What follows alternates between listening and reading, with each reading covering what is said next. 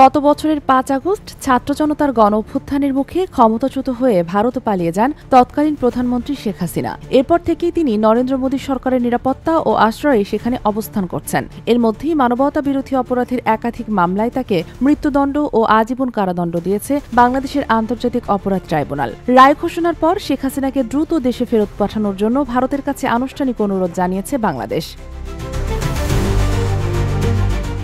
অভিযোগ অনুযায়ী আন্দোলনের সময় দমন পীড়নের নির্দেশ দেন শেখ হাসিনা, যেখানে হেলিকপ্টার, ড্রোন ও আগ্নেয়াস্ত্র ব্যবহার করা হয়। এসব ঘটনায় ৫টি মানবতা বিরোধী মামলায় তাকে দোষী সাব্যস্ত করা হয়েছে এবং আজীবন কারাদণ্ড দেওয়া হয়েছে। পাশাপাশি ৫ আগস্ট ঢাকার চানখারপুলে ৬ জনকে গুলি করে হত্যার অভিযোগে তাকে মৃত্যুদণ্ড দেওয়া হয়েছে। প্রসিকিউটর তাজুল ইসলাম দাবি করেন, আন্দোলন চলাকালে ছাত্র জনতার উপর সব হামলার নির্দেশদাতা ছিলেন শেখ হাসিনা।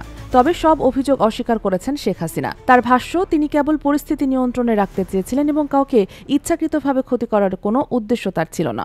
মামলাটি রাজনৈতিক উদ্দেশ্য প্রণোদিত বলেও দাবি করেছেন তিনি। বাংলাদেশ সরকার বলছে, দুই দেশের মধ্যে বিদ্যমান প্রত্যর্পণ চুক্তি অনুযায়ী ভারত শেখ হাসিনাকে ফেরত দিতে বাধ্য।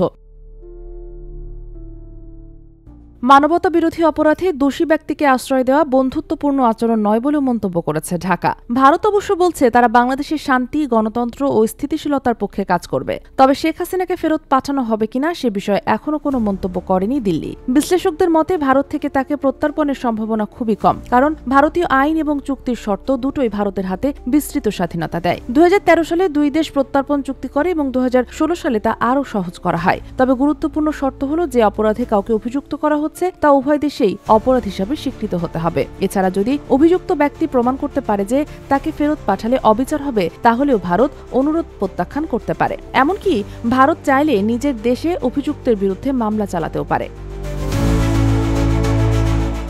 ভারতের এক্সট্রাডিশন অ্যাক্ট 1962 এই আইনে আরও স্পষ্টভাবে বলা আছে, যদি কোনো প্রত্যর্পণ অনুরোধ রাজনৈতিক উদ্দেশ্যে করা হয় বা ন্যায় বিচার ক্ষতিগ্রস্ত হওয়ার আশঙ্কায় থাকে, তাহলে ভারত যে কোনো সময় তা বাতিল করতে পারে।